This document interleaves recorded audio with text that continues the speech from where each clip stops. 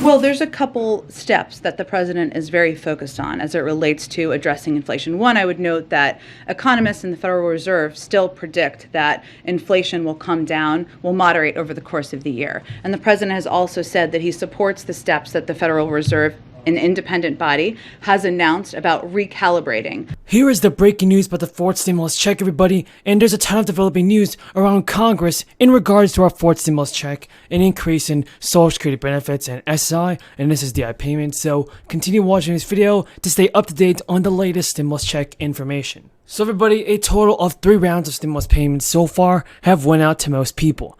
The most recent of which was a $1,400 payment from the American Rescue Plan. And also many people will be able to get $7,500 stimulus payments from their state this year. The world is betting on American workers to build it and the American people to buy it. And then we're investing in clean energy as a stronger, more resilient grid, 100% clean electricity by 2030. Now, direct payments help many people. Right now, fourth stimulus check from the federal government is supported by over 100 lawmakers and economists. Right now, there are also several states that are giving out as much as $7,500 to people who meet the certain criteria. The Maryland governor has announced that families in Maryland who filed for the Earned Income Tax Credit received immediate payments of $500. Individuals who filed for the credit received $300, and according to Governor Larry Hogan's website, the payment totaled $178 million and delivered relief to 400,000 Marylanders. The governor and top leaders in Maryland have also agreed to lift the state's tax on gasoline and diesel to help the rising costs that residents are facing right now. So it's good to see that some states are helping out their own residents with stimulus checks and, of course, assistance. Financial assistance, that is. And also in the state of California, they have also sent millions of Golden State stimulus payments, all since the crisis began. These payments were worth up to $600 for individuals. Many Californians could also get an additional $500 if they claim a dependent, and that added up to $1,100. The state is also in the process of sending out the payments by direct deposit and allocating more money towards a third round of payments for all eligible people. Folks, that's good news, and that's something that we all want to see. And teachers in Michigan who teach in a classroom get $2,000 in hazard pay. Plus, the state of Michigan has had paid teachers across the state $500 in hazard pay earlier this year. School staff also received an extra $250 stimulus check. In the state of Vermont, they have a unique offer. They're actively trying to get people to move to the state. If you do, Vermont will reimburse you up to $7,500 for qualifying moving expenses. But you have to move there to work in certain industries, and there's a long list of eligible jobs. This month, the money will apply to people who move to the state for remote work. Previously, frontline Vermont workers received payments of up to $2,000 for staying on the job in the early days of the crisis. And for the state of New Mexico, well, they are also using $5 million of the state's own money to help low-income households, who, for whatever reason, did not receive any of the first 3 round stimulus payments from the federal government. A lot of money is going to teachers like state legislators in Georgia, Tennessee, Colorado, and Texas. They have all authorized hazard pay to teachers, up to $1,000 in some cases.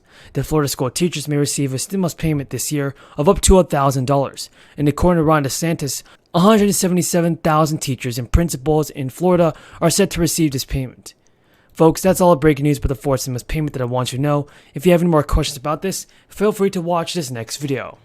Over the course of the coming months. And he's obviously nominated a number of individuals to fill the board, which is an essential part of addressing this. But I would also note beyond that, how the president really looks at this is how you're addressing core costs for the American people. So you referenced the Build Back Better plan. First, we believe there's a path forward, and the president's going to continue to fight for it. Otherwise, he wouldn't have gone to Virginia earlier this week and talked about negotiating the price of prescription drugs. So his view is that in order to address costs that have been affecting inflation, but also infecting families for many decades, the cost of prescription drugs, the cost of childcare, we need to move that forward. But it's not just that. We also need to address supply chains in the short term at the ports, rebuild our manufacturing infrastructure, make sure that we are implementing the bipartisan infrastructure law and continuing to press for the competitiveness legislation that will help ensure we have funding for chips for manufacturing manufacturing of cars here in the United States.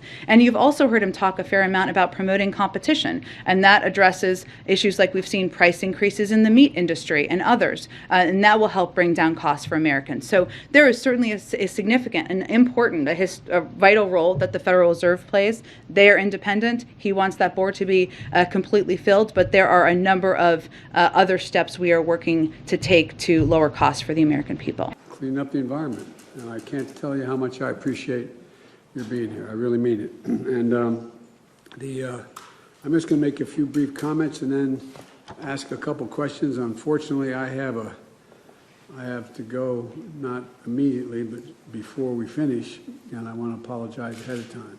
But thank you for being here. I'm afraid, as I said, I won't be able to stay, but I wanted to come by to thank the utility sector CEOs for being here, and hear from you at the top. You have some of the most important jobs in America right now, keeping electricity systems running and running reliably. I've spent too much time this last year flying in helicopters over areas of scorched earth that because utilities were down, because it was it really is amazing. More territory is burned to the ground on the West Coast than the entire state of New Jersey in terms of square miles. It's just stunning, absolutely stunning. And I want to thank you for what you're doing to help get the word out about clean energy and the component, one of the most significant component of my Build Back Better plan. And thank you for coming to speak on its behalf.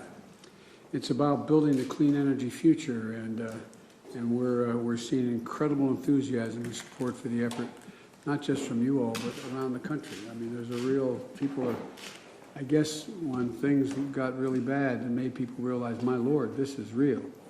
This is real, this climate change.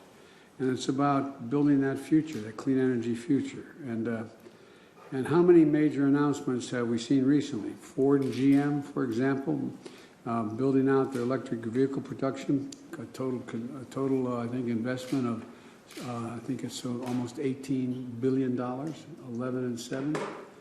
And Union Pacific Railroad, I was recently out in Pennsylvania, in Pittsburgh, but to see other parts of what was going on. But the Union